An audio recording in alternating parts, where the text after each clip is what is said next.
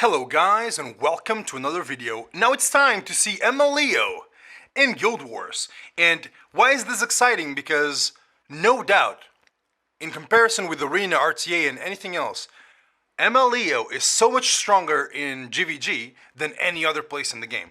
Mostly because in GvG, you're not really going to have an issue of dealing with 4 units, so there's always going to be less units that are annoying for you, and honestly, people just like to spam more DPS on their teams when it comes down to this. So it's actually going to be quite a bit better. But we are actually fighting some pretty difficult defenses. I kind of wanted to go for a mid tower like this, but there's always some RNG factor to it, and I kind of want to use the ML team. I want to use ML Leo against teams that are not too sweaty. Just regular, for example, F Sassy Charles SSB. That's a great comp right there for ML Leo. So we're gonna fight this guy. And the team that we're going to use is the team that I have been using for a while now. Because ever since I built ML Leo, I've been using him in GvG with Gerardo and other Leo. And let me tell you guys, it's just beautiful, okay? It's just the best, the crispiest of feelings. It really is amazing. And I've been enjoying it a lot. It's extremely RNG, but I'm actually starting to think that I might pop the double Leo Gerardo in my defense team. Just because I want to see the memes, right? So that's what we're going to do. We're going to use this team. Let me select the top team. Alright, this is going to be a fun guild war. For the top team, we're going to do GG Basar double Luluka. On the bottom team, we're going to do Gerardo double Leo. So it's going to be the double comp guild war. I think ML Luluka works pretty well on the first team. There's not a lot of damage mitigation other than just Draco Plate on the actual character. And it is a bit too loud right now. Alright, let's see it. So we do need to land some defense breaks just to make this really easy. But honestly, I just want to go for that Alencia because her strip will really just ruin our day. And that's basically GG right there. Nothing else the enemy can really do. Honestly, I could probably take a risk and solo burn S1 to kill her, but I'm going to go and I'm going to play safe, get myself that stealth, and the stealth and shield should protect me from Kieran, because Kieran goes always S1, S3 first, and that's always going to trigger on someone that probably will tank it, right? Even though it does have attack buff right now. So my DJ Basar could die from this, but let's see how much he can actually tank. And it's gonna die. He barely dies. He dies by like 1k HP, but it's still fine. Let me see if I can land one of these on her. There you go. Oh, she's gonna cleanse. All right. I still have one more turn of stealth, which means if I pop the Kieran right now, it's gonna be pretty good. Okay, can we crit 50-50? Okay, the 50-50 is on his side. And now we're gonna take a bunch of damage because RNG. And let's go. We need to pop him though, and she's no longer in stealth, so it's gonna be quite a bit of an issue right now. Victory pose. Honestly, I can pop the Kieran with Luluka, so I'm just gonna go for the end instead. Come on, crit once. Come on, it's 50-50. Alright, there we go. We crit once, and that's all we really needed. Because now we go like this, we pop him, he's gonna go on my Luluka, because, you know, the other Luluka is stealth. She should tank as long as the 50-50 on my end works. Which it didn't, by the way. Which is all fun. But now it's pretty easy. Now we just go bloop. And then he goes bloop. And that's GG. Alright. Pretty straightforward. We did lose a unit because RNG though, but it's fine. It's all going to be okay. Alright, so against this team. Now it's Leo time. I need to strip immunities. That's the only gate I need to go through to actually guarantee my win. If I don't strip that Charles, there's gonna be some issues. For sure. He counters. Don't kill. Okay, alright. We did good. We need to silence, we need to stun now the Charles and the SSB. The FSS we don't really care about, but Charles SSB need to be stunned. We stunned everyone, so that's basically GG right there. As long as we land some burns here, we're fine. We landed all the bombs. Alright, so I'm going to try to get rid of the SSB first, just because she's a bit faster. So she's going to be a little bit of an issue. So we're going to go for that. And as you'll see, we'll be quite annoying here. Let me try to silence her. It's not that she's going to move or anything, but it's just safer. Before she takes a turn, we're going to go for this. There we go.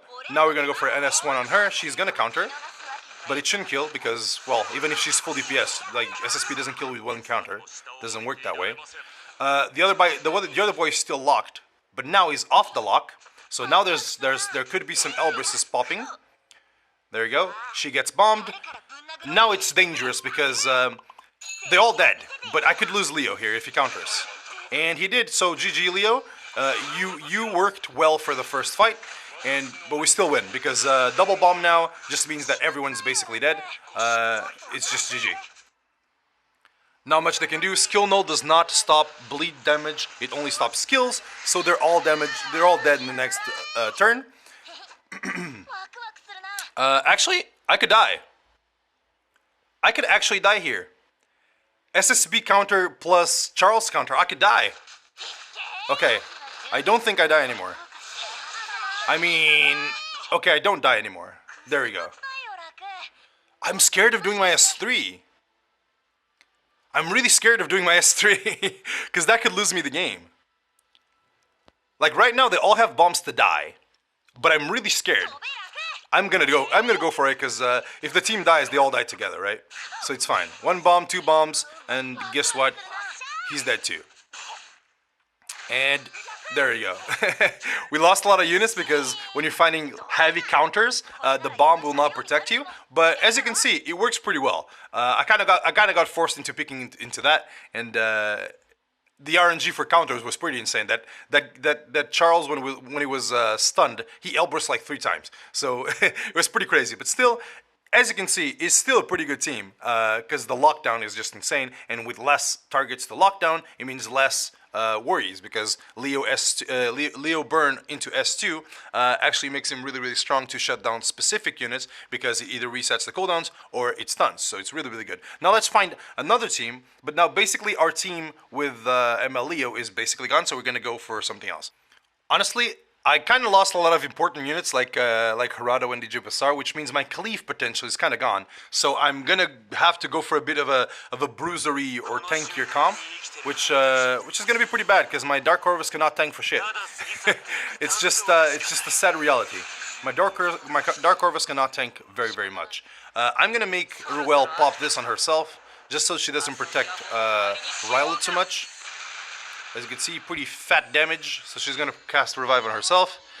That Ken is gonna take some leftover AoE damage because they're gonna kind of go super ham on my Dark Corvus, and I'm pretty sure my Dark Corvus is just gonna perish and die. It's gonna happen. I just hope it doesn't die too fast. There you go. Now we try to defense break this guy. Unfortunately, we didn't crit, even though we have high crit. Oh, it's a counter Kiran. People are using counter Kiran a lot nowadays. It's kind of interesting. Because I don't think it's bad. I don't think it's amazing either. I think the gear requirements for that to work is stupid. Well, if this works every single time, right? It's just the best character in the game, right? But it's not supposed to work every time. I think my guy takes his turn. Because, no, actually, Dark Corvus is dead. Dark Corvus is not going to take a turn. So I think I'm gonna have to go for just Ruel. Actually, he was already dead. I didn't know that Ryla was so fast. Actually, my team is all dead. They're all dead. They're all dead. They're all just dead. My lifesteal Ken is gone. We can try to strip this immortal, which we didn't. And he counters again. Alright, I'm gonna skip this one. There's no point wasting time here. I should have probably picked something more serious. Alright, this one I'm excited about.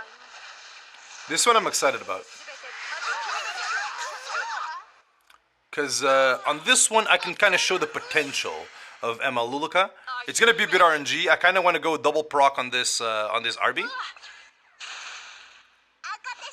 Okay, now we just make her a beast. That's it. It gave all the wrong.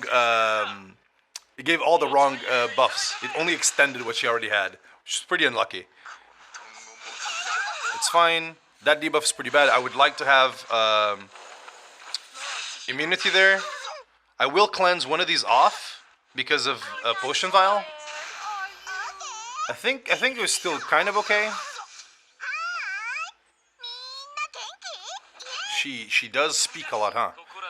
I think I'm just gonna try to strip her shield.